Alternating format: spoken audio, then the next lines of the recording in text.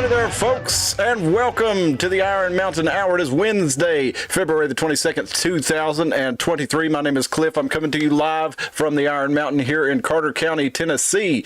And that was King Gizzard and the Lizard Wizard bringing us in there. So hopefully they don't mind us playing their music there, and we'll just take a cut off our YouTube video and we'll all be good to go. So what are y'all into tonight? Give me a shout in the chat. Let me know where you're at. Gas those geese. What's up, Sean?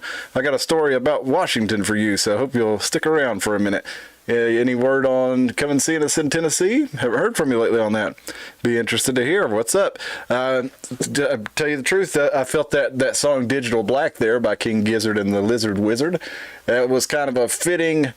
It was kind of fitting song today because I was a little bit. I don't know, doom-pilled, I guess, over you say. I had a stressful couple days, and I was looking over the news today for the show tonight, and I was like, man, it's like I don't even want to do some of this news. I think I'm just like kind of going to hang out tonight, and hopefully the chat will want to hang out with me. So I included a link to the Skype if you'd like to join me in there and talk on the show tonight about any of the topics. But if you're not, that's cool, man. I can just talk and you can give it to me in the chat. What's up, Solar Power? Looks like you're working again. You're able to come through on the chat. Had a weird situation where he was not able to comment or show up or anything. So glad to have you in there, brother. Now I got a couple of local stories that I want to get into tonight, and then I got, a couple of national stuff, but I don't want to get into anything too crazy. Sean, you're getting a new roof on the house before you listed. Okay, gotcha. I understand. It's hard to get people to do some work sometimes. It really is. I understand that. Like my buddy has a log home that he lives in. It's a real nice log home, and you have to get those things restained ever so often to protect the wood, and you got to get new, I don't know what you call the stuff, mortar, I guess, put in between the logs ever so often and get that all sealed up and kept nice to protect it. And my buddy had to, his cabin is probably, I'm going to say 40 by 28 or something like that. It's not a real big house. And he had to pay $5,000. He had to pay half of it 10 months in advance to get that thing stained and set up for, to be protected, because there's only one group of people in the area that does it. And I had a client for another job who had a huge, we're talking $1 million cabin log home, and they said that their guy was the last guy that they knew of doing it around there, and he didn't know anybody else either. And he charged them like I think $12,000 to do it, and that was their friend. So yeah, definitely some trades it's hard to get people to show up. I've seen the roofers busy around here though. Any greasy local stories? Yeah, I got a greasy local one, all right. I sure do. My wife, I was talking to her, I said, I don't really want to go into these like dark stories and stuff too much tonight. And she's like, here's how you open the show. Hey, did y'all hear about that sinkhole over at the mall? There was a big sinkhole that opened up over at the mall in Johnson City, and some dude was like driving his car and thought it was a puddle, and ended up crashing down into it and tearing his bumper and his wheel off. And I mean, I guess you're not expecting a big hole there, so your mind probably registers at a puddle. But I feel like I would have seen a big hole. You went and checked it out, Solar Power. It looked like it was probably the size of like a Volkswagen bus or something like that, maybe. A big chunk of the parking lot filled in. They said there was a puddle there for a long time, and it just sat there. And I mean, I guess that's how the sinkhole got caused. In the basement packing. Nice, Sean. Come on down and let us know about the chicken cult. If y'all didn't hear about the chicken cult, what was it? Did we talk about it on the episode with Moose, or did Moose chat when we were talking to you, Sean? It was on when Moose was on with us. I think the second time we talked about Fentress County and how Moose went down there when he was a teenager and encountered. He said they were basically a religious cult, and that their whole way of life was based around the chickens. So you let us know about that if you find out about it, Sean. Dalton, you're not as up as late these days. Hey man, I'm glad you still catch us on the replay. I'm glad to have you with us tonight for sure, brother. It would take a bus in it. Dang. All right. That's a pretty good size one. They just had a big thing over there at the mall where they closed it They said it was going to be closed indefinitely because they had pipe leaks or something, and then what it was, a day later they were open again. So who knows, there may have been something more going on, and they were trying to get it taken care of. But you know, you can't really blame the shop owners there in the mall. They're like, we pay a lot of money to rent this place, we need to be open, we need to be making money. So I was going to ask y'all about this too. So what about, they're building this big sidewalk all the way down Roan Street, and like from in front of the mall all the way down to the other end of it, up on North Ream, where it's going up the road there. It's like, I don't know, I don't see a lot of people walking on there. I mean, I guess there are some, but they kind of look like the people that you know, are kind of talking to themselves and fighting with themselves, or looks like they're probably not contributing a whole lot to society. I don't know. I don't want to judge them too harshly, but I see people walking up through there. I'm like, we're just going to make it easier on them now, I guess. I don't know. Maybe I'm being a dick. I'll tell you what I am a dick about, though, is the bicycle lane. What do y'all think about the bicycle lanes of bicycles riding in street traffic? And that annoys the shit out of me, man, when I see somebody in like a, you know, on like a, I don't know, $2,000, $5,000 bike wearing these bright neon suits, like, so everybody knows, hey, look, I don't have to ride a bicycle. I'm riding a bicycle because I want to, for exercise. I'm actually really wealthy. You know, I don't begrudge you if you got to ride a bike to get around, sure. But for riding a bike for recreation, I just don't understand why these people want to ride through traffic and on busy back roads with a lot of blind spots and stuff. It drives me crazy, man. But again, maybe I'm just a dick. What can I say? We've all got our faults, don't we? But that's something that really grinds my gears. Hey, I do have a local story this Saturday. This would be pretty cool, y'all, if you're in the Johnson City area. The Tipton Haynes State Historic Site. We've talked about this place before. It's where there was a battle over.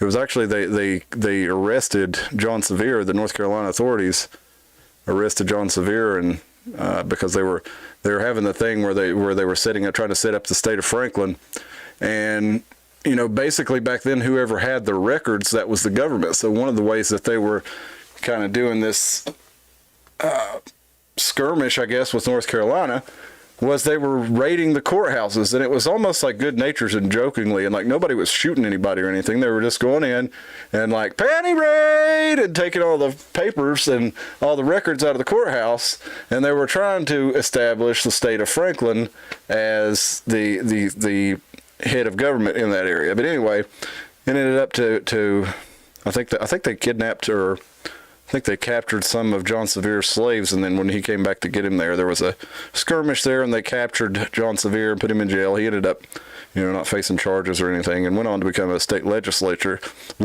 after the state of Franklin failed. He went back to North Carolina and became a state legislator, and he helped to draft the law that ended up giving away the western part of North Carolina to the federal government, which would then be able to create Tennessee out of it. And then John Sevier became the first governor of Tennessee. So it all worked out for old John in the end, and he's got, you know, schools and streets named after him all over the place. But anyway, this Saturday, 9 a.m. to 3 p.m. at the Tipton Haynes farm, there is the State of Franklin battle. And I think it is like I think they're doing a couple performances of it, but I'm not real sure.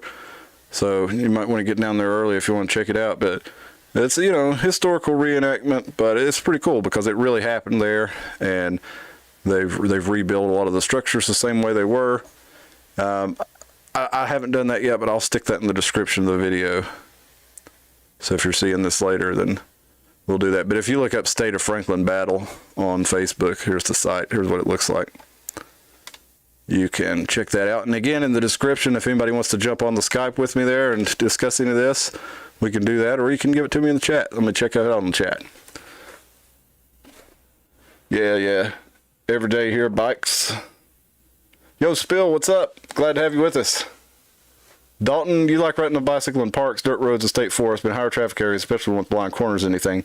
I don't know how they enjoy it having traffic so close. Yeah, man, I don't know. And what kills me is like the people who are riding a bike for transportation. Like if there's a line of traffic behind them, they try not to hold anything up. They try to get out of the way. They ride into a driveway for a second, while if they can't, go with the traffic. Because most of the roads around here are 35, 45 mile an hour rural roads, and then there's 55 highways and stuff like that. But a lot of these rural roads are 35, and there are a lot of S curves because they're going up and down mountains, or they're coming through, going along a creek bed through a valley. So there's not a lot of ways that it can be straight. And every time you turn, when some of these places you're running into a bicycle, not right now especially, but in the summer, and it's been getting worse over the last few years. And again, I don't begrudge anybody that needs a bicycle to get around, but there's plenty of places to ride a bike for exercise. Look at that Tweetsie Trail that I bitch about so much.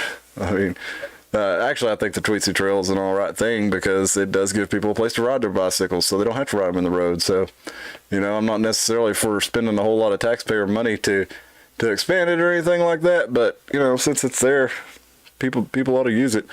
But there are the 2 mountain bike parks, and then there's all kinds of mountain roads that you can ride on. There's plenty of places to ride a bike without getting into dangerous traffic areas.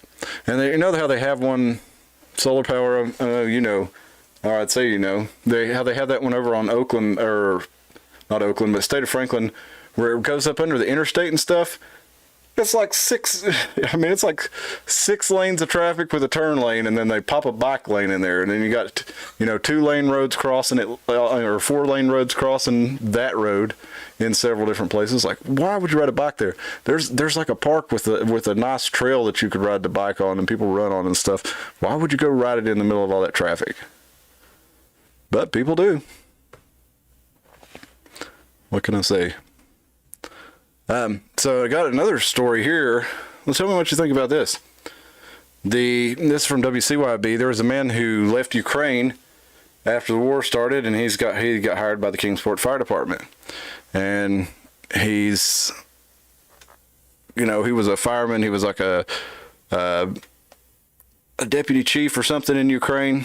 He was in the 4th largest city in Ukraine, Dnipro, and whenever the war started and stuff, he applied for a federal program in June. It's called Uniting for Ukraine. This federal program provides a pathway for Ukrainian citizens and their immediate families to come to the United States and stay temporarily for 2 years. And he says he's here for the safety of his family. He said, it's a good country for my family. I'm happy to be a firefighter. It was my dream to be a firefighter in the U.S. Okay, so, I mean, that's cool. That's good that guy's getting to live his dream. It's good he's getting to escape a war-torn country. I can't blame the guy at all for wanting to get his family away from that. What do you guys think about that? But does he, after the 2 years, does he have to go back to Ukraine? How's that going to be when you go back to Ukraine and you just left your country in the middle of a war to go off and, do your dream job in the United States, and you have to come back? I don't know how that's going to work out for him. Does he have a chance to stay? What do you guys think about it? Call in, let me know on the Skype there, or you can comment in the chat. Let me know what you think about it. What's this going to be like for this guy if he has to go back in 2 years? And, so let's say Ukraine repels the Russian invasion. They're still in charge, and he goes back in there having left. How's that going to be on his family? It says he worked in a fish company in Alaska in 2019, and so he had been into the U.S. a little bit, but that's still pretty far from the rest of the U.S. And he said he had friends in Miami, and they asked him to stay there, but he was like, "No, it's too hot and too expensive." And they got family in Kingsport, so they got introduced to Kingsport, and he went to Kingsport. And I think it's cool for the Kingsport Fire Department to reach out to him and offer him the job and everything. But again, that seems like that's going to put him in a pickle when he goes back to Ukraine if he has to in 2 years, and that's what it sounds like. I mean, they may have extensions and stuff, but seems like something like that you'd want, if you're going to take somebody as a, a refugee or whatever, you'd want them to be able to set up, have an opportunity for citizenship. I don't know. Let's see. Got the Amber Alert. Y'all heard about that for the missing 16-year-old girl there in Knoxville? So yes, Dalton, we have several greasy stories, but I don't want to do too much on that there. But this chick, y'all in our area, if y'all see her, I'm sure you've got the Amber Alert, but she's a 16-year-old girl, last seen at a cookout in Knoxville, 3 a.m. This greasy looking 18-year-old run off with her. Nobody knows where she's at, so it's, I'm sure her family's worried about her. Let's see. All right. I want to do kind of a quick show tonight, like I said, since Tim's not around. But he's out there somewhere drifting along, doing what Tims do. Might be too touchy right now. Yeah. Could be right, Spill. Let's see. So I got this one from the AP. This is a new estimate. Says the U.S. could face default on the debt by early June. Oh my God! Were we going to face the default? Do you think? Oh, wait a minute. If Congress does not act to lift the debt limit. That's right. When Congress spends so much money that they're going to have to default, you know what they do? They don't straighten up their act and cut spending and, start applying those taxes to interest payments. No, what they do is they vote to raise the debt limit. That's what you hear about ever so often. Oh, they're about to hit the debt ceiling. Well, what do they think they do? Do you think they actually bring down the spending or anything like that? No, they just raise the debt limit. They just keep, raising that right on up. So they meet ever so often. And, there's always stories about it like, oh, God, we're about to meet the debt limit. We're going to hit the debt ceiling. We're going to default on the debt. If Congress doesn't do something, oh, what heroes Congress are for raising the debt limit and keeping us from defaulting on the debt. Yeah. I hear you, Joe. Let's see. Let's go, Brandon. Did y'all hear that deep fake video of him? I don't know if it was real or not. Somebody was saying it's deep fake. Some people was not, but he walked off the stage.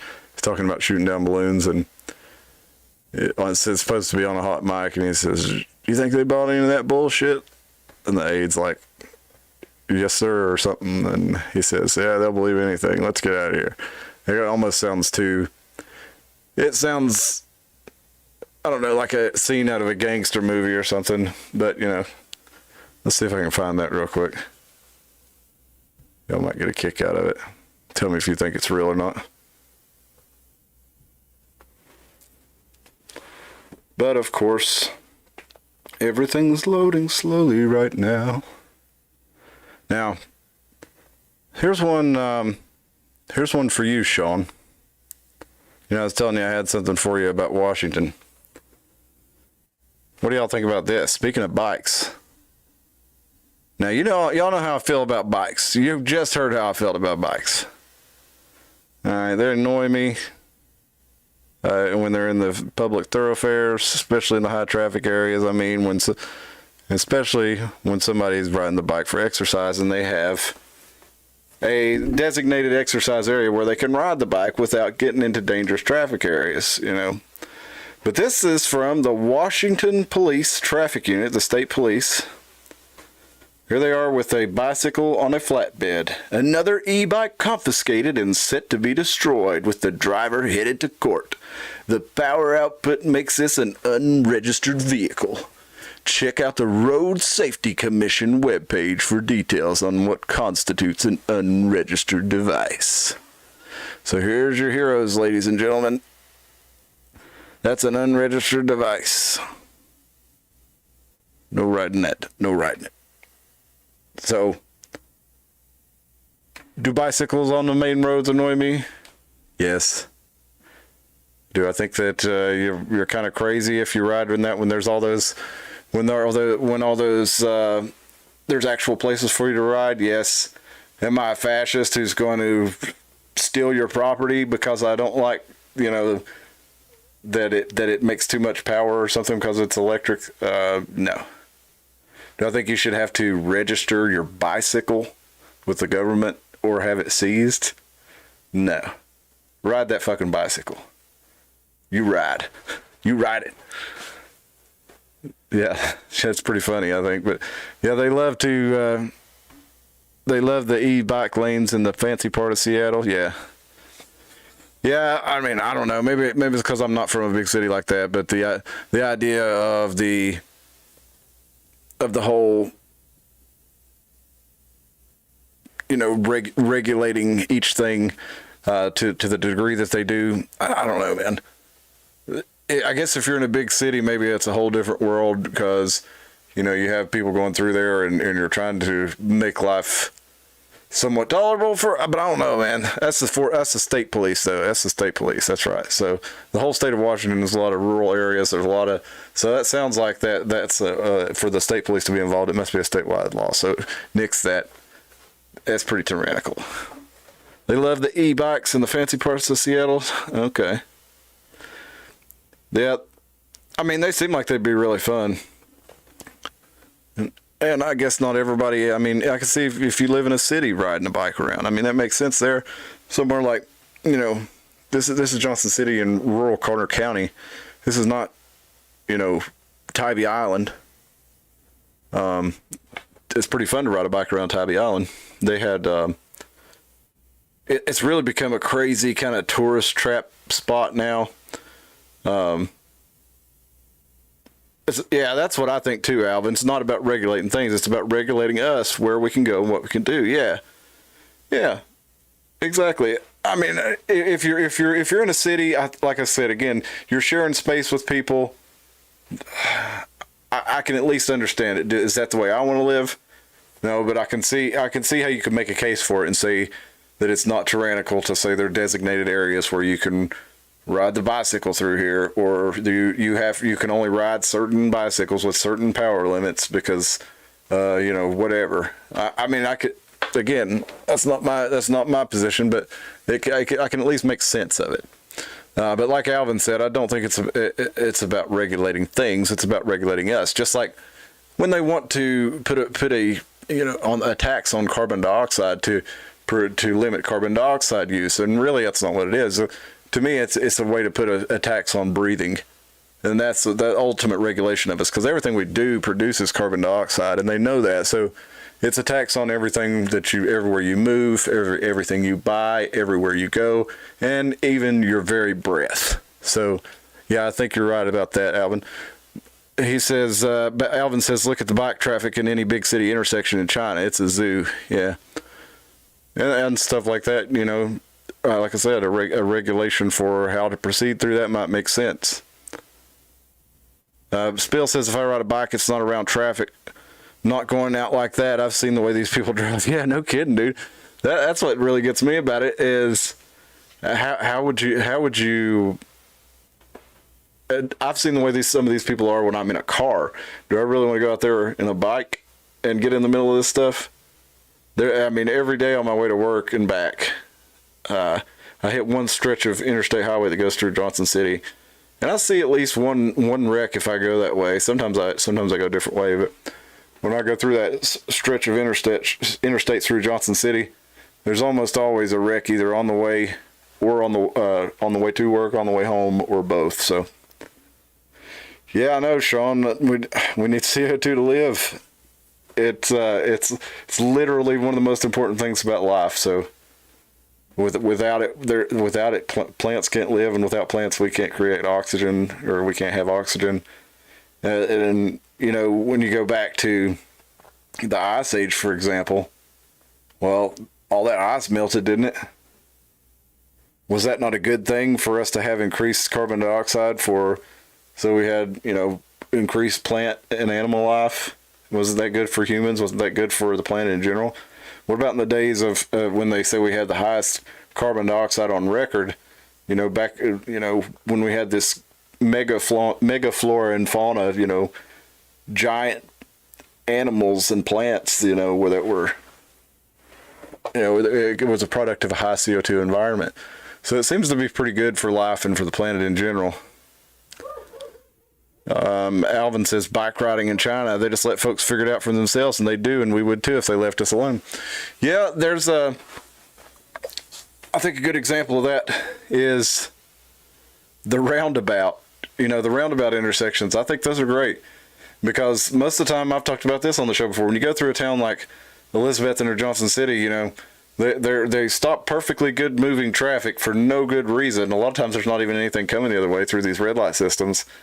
And you have a lot of big clusterfucks, especially in Johnson City. If you get up at Rome Street right before, between the mall and where the interstate comes through, it's always a nightmare trying to get there, especially anytime, like after 5 o'clock, something like that.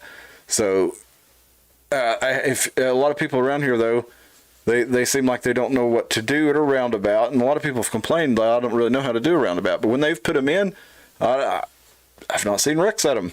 Seems like people figure it out. They don't need a light or a director there to figure it out.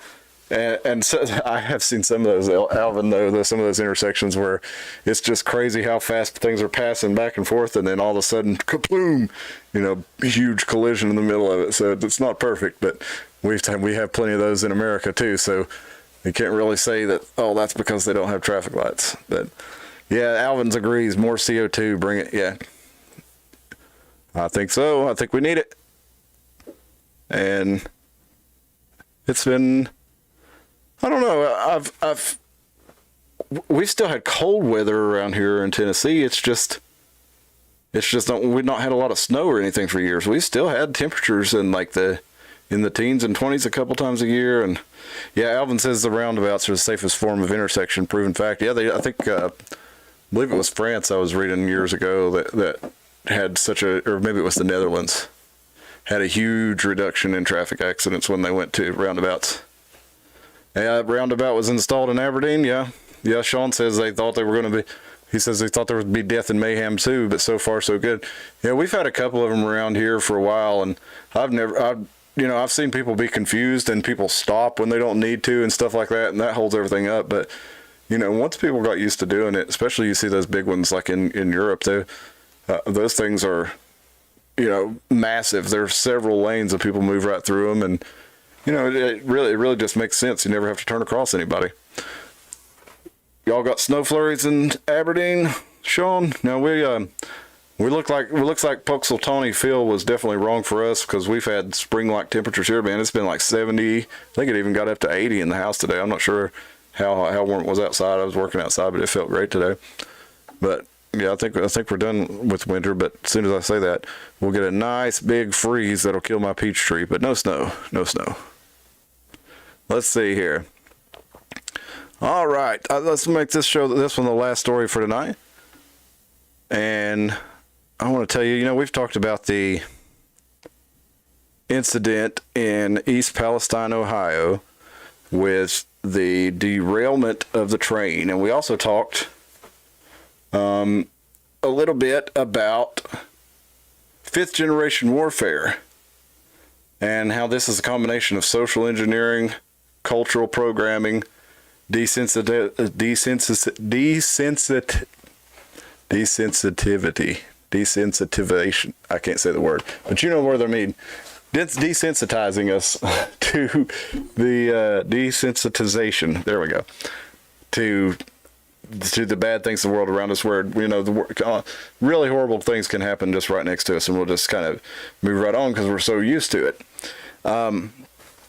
And also with the elements of kinetic warfare throw in there, like sabotage. People burning down production facilities, plants, transportation.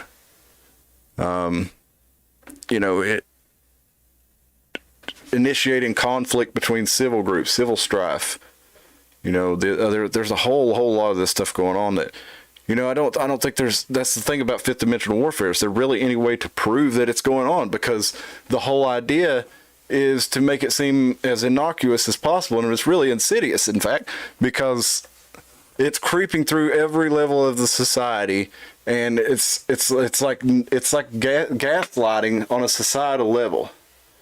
Oh no, that's perfectly normal for all the food production facilities to have, fires in the meat plants, and to have, now that everybody is running out of everything, the shipping lanes are going down. Oh well, I guess we're actually gonna have to kill all these chickens, so there's not gonna be eggs. And all these things just keep piling on top of one another.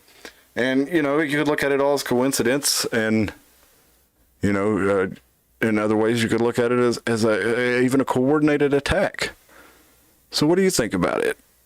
Is it just me, or is it? Or am I being crazy there by thinking about that it's almost like America's under attack? I mean, what do you do in warfare? You shut down production. You shut down transportation lines. You draw, you mess with money. That's one of the most important things. The money's getting screwed with. We're raising the debt limit again. So with that story about that we were talking about in East Palestine, I got this tweet here from Theo1568X at Corn Squared on Twitter. And he shows a series of photos. I'm actually going to pull up a better one for you. I'm going to pull it straight up from the cdc.gov page here to show you this part of it. But I want to go through the tweets a little bit before we get into it. And I'll try to make it quick so we can get out of here. I don't want to break anybody down, but I come across these things. I start thinking about them. I can't help it. So Theo, he tweets, after 17 years of inactivity, just 4 weeks before the train derailment in East Palestine, Ohio, the CDC edited the toxicology profile for vinyl chloride from 100 parts per million to 100,000 parts per million, massively increasing lethal exposure level and removing info on how the chemical affects children. And I noticed right down here at the bottom of this, we've got a great big community note from Twitter, which is context is written out by people. It says the readers added context they thought people might want to know. Context is written by people who use Twitter, and it appears when rated helpful by others. So you find out more if you want to there, which we'll actually look at that here in just a minute. But he goes on down to show a few more pages of this study, and again, you can't see it on there too good, so I'm going to go on to the actual report from CDC. I wanted to show you after what he said, I wanted to show you this community note on it before we actually look at the report. So let's look at this community note right here. CDC released a draft on January update to their toxicology profile for vinyl chloride. The document shows that 100 parts per million of vinyl chloride in chronic 1 year and intermediate exposure periods of greater than 15 days can cause death. And, okay, I wanted to look at this for, let's see. And we can look at, if we look here, it says helpful. It has 19 impacts and one writing impact. And we see that the note author is Skilled Coral Goldfinch. Well, that sounds like a fake name. Let's look it up and see what we got here. It is community notes of contributors use aliases. So let's keep that in mind. We're going to go back to this in just a second while we look at the toxicology profile for vinyl chloride.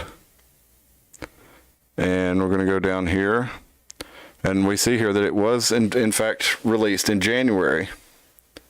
So let's again look real quick. The first thing that was said was that after 17 years of inactivity, which is true, 2 weeks before the train derailment, which is true, the CDC edited the toxicology profile from vinyl chloride from 100 parts per million to 100,000 parts per million. And says it massively increased the lethal exposure level and removing info about the chemical harms children. All right, so remember that. And they just said Well, it actually shows that 100 million, it agrees that 100 parts per million in chronic and intermediate exposure periods can cause death. So I looked through it, and I'm not going to bore you with all the details, but if you go down here to this table, and you can find the thing if you want to. It's really easy to find. You all know how to use Google. You can figure it out if you're interested. But this is all from vinyl chloride inhalation exposure. Okay, here's one of the pages we wanted to look at. And this is the page they show where they show up here at the top, 100,000 to 300,000. For acute animal exposure can cause death, narcosis, anesthesia, histopathological changes in the liver, kidney, and lung. But if we look down here, we also see that it does in fact say that even 50 to 300 parts in intermediate or chronic exposure can cause death. So if you're exposed to this thing in small numbers for as little as 15 days, even though this piece right here seems to be trying to debunk what Mr. at Corn Squared here, Theo1568X on Twitter is saying. Now, Mr. Corn Squared here is not entirely accurate, but I still think he makes a very good point. It actually does change. It shows that 100,000 parts per million in a massive dose causes death. The original story said that 10 parts per million or 100 parts per million could cause death, but they didn't elaborate on that was over long-term exposure, 15 days or more breathing that versus 100,000 parts per million being exposed to that immediately can kill you. So anyway, it was not quite clear on that, but where he was correct was 17 years of inactivity on that page. 2 weeks before the train derailment in East Palestine, the CDC edited the toxicology profile for vinyl chloride. They released a new study on it, a new toxicological profile. Okay, this guy whoever this anonymous Twitter user is that put up this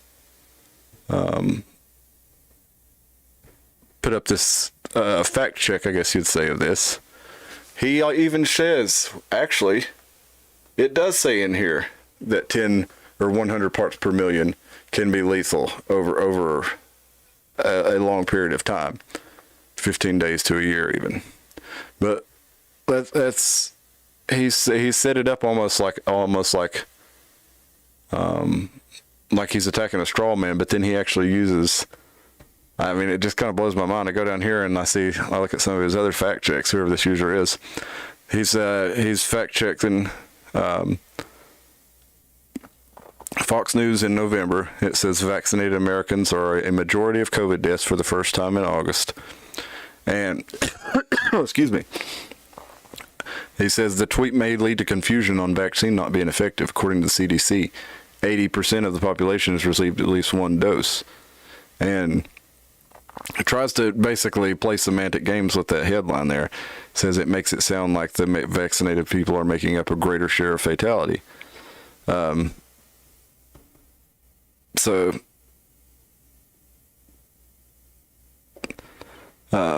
Anyway, let's go on to the next one here.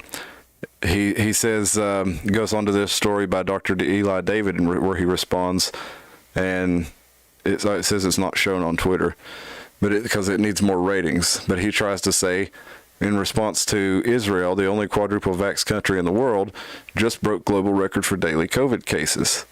And then he goes down here and says, this seems to lead that COVID vaccines are not effective against Omicron. However, the latest studies show around 30% effectivity with 3 doses preventing infection. So you got to get 3 doses of Omicron to have 37% effectiveness. And that we've gone over this before, but a 33% effectiveness could mean that you had 100 people in a group, and you had 100 people in a control group, 100 people in a vaccine group. You give everybody in the vaccine group the vaccine. You give nobody in the control group the vaccine. 3 people in the control group get the virus. 2 people out of 100 who've had the vaccine get the virus. That will be I don't remember if it's a 33. I think that's a 50% effective is what they would call that. Because 50% of 2 is 1, and they added 1 over here. So that's actually the way they play. Say, oh, it's 50% effective because 3 people over here got it, and 2 people over here got it. So that's 1 less. So that's 50% effective. So that's really the kind of math they do on these things. So it's only 37% effective. It probably means that like they had a control group, and like, you know, in the control group, 12 out of 100 people got sick, and in the non-control group, 10 out of 100 people got sick. They're 37% effective. But anyway, that's just the kind of that's the kind of arguing that the profile that is being used to debunk this is saying. But then he's actually giving good information on that it actually is more harmful than it sounds. So I just thought that was just a weird situation altogether. You know, maybe I don't know.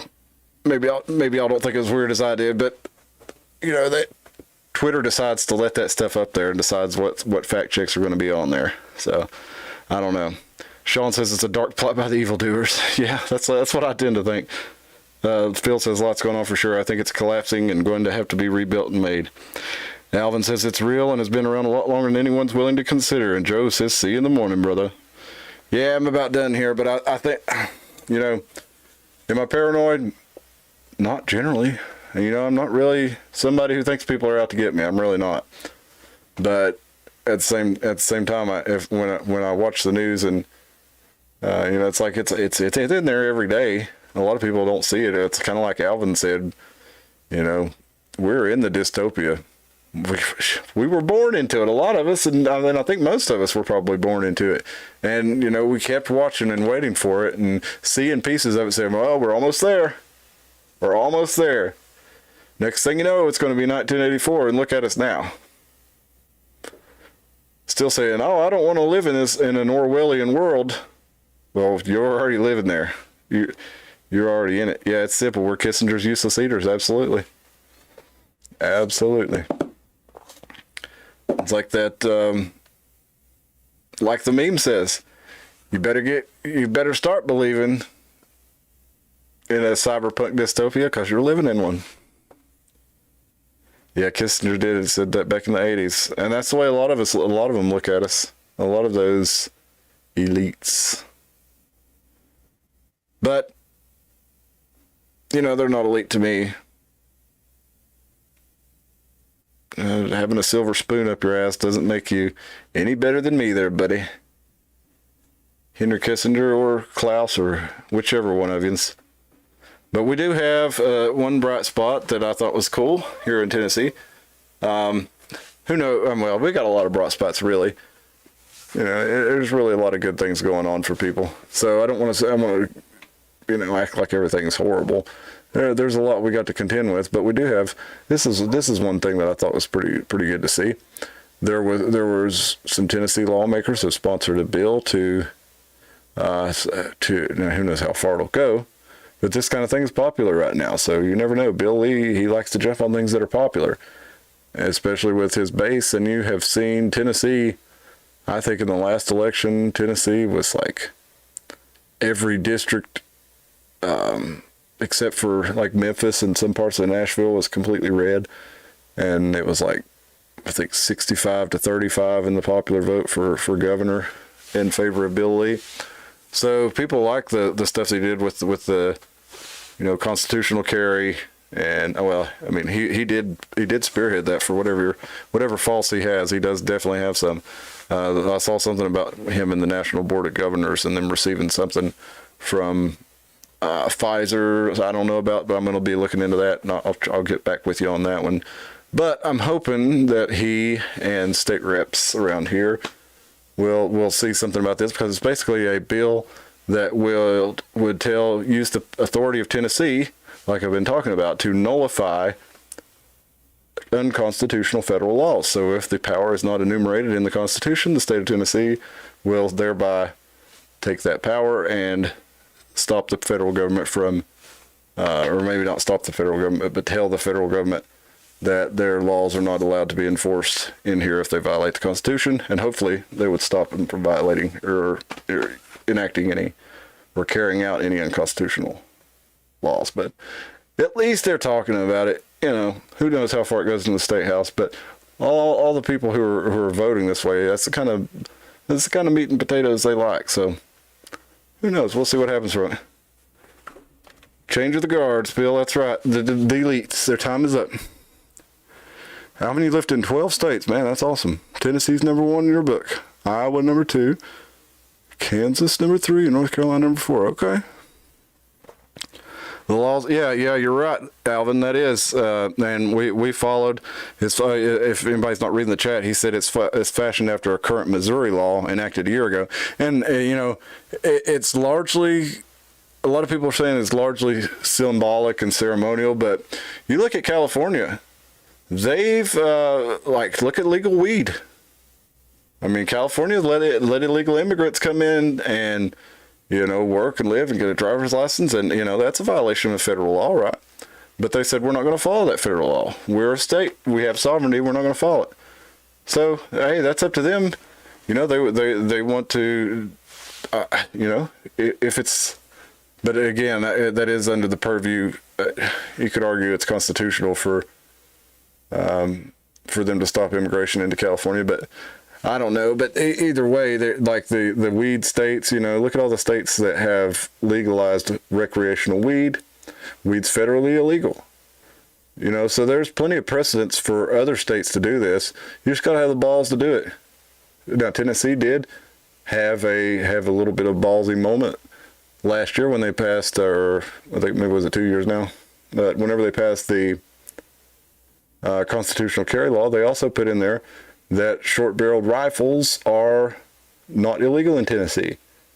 So, I mean, you could still be arrested if you tried to bring one or own one in Tennessee by the feds, if you ran into a fed or if somebody turned you into a fed, or if the local sheriff caught you doing something else and he couldn't get you a charge on it, then he could call the feds and say, hey, Bobby Dale down here's got a short-barreled rifle we want you to come take a look at. But at least that's something. I mean, that's a step in the right direction, and that was a lot of things that I think Missouri did that before they did the full nullification law, and there's been a couple other states around here do that too. So that's the kind of things I like to see. People talk about national divorce and splitting into two sides, and I don't think that's really the way. I think it's just a way for states to take their power back under the 10th Amendment, and you know, we have a nation of 50 different republics that work together for the common defense, you know, like it was originally intended. But, you know, it may be just too far gone for all that. So that's why I say best thing to do is use what power and authority you can do in your personal life, take over that, and then you can look at, you know, using what power and authority you can on your local and state level to protect your liberties in that way. So, you know, there's no way to have a solid game plan, but there are ways to make yourself less dependent on what's out there and more self-sufficient. And like I said, you know, parallel economies are a good thing.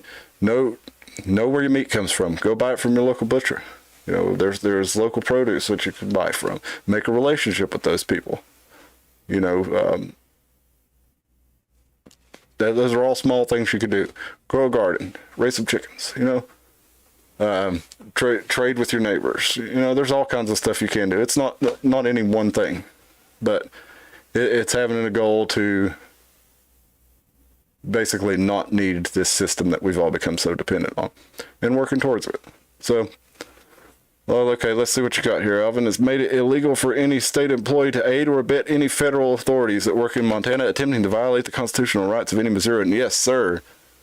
And that's, you know, that's the kind of stuff we're talking about. When I talk to, for example, the one of the sheriff's candidates here for sheriff in Carter County, I asked him what would happen in, if he were sheriff and there was to be, an unconstitutional seizure of weapons or something like this. And he's like, I would meet him at the county and tell them that they're not welcome to enforce their law here. So, and then the other guy was like, well, I would,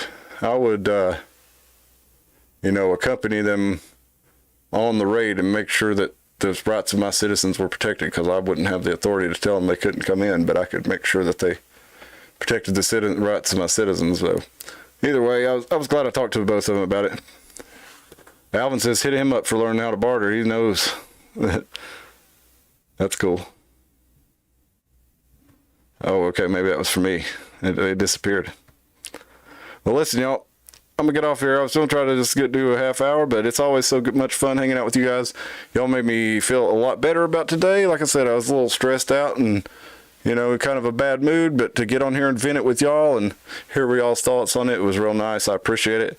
Hey, listen, I didn't plug anything, but if you would, go ahead and like and hit our Rumble channel up and, give us some likes on there if you wouldn't care. As always, we'll be back here on Sunday. I'm not sure what we're going to get into just yet.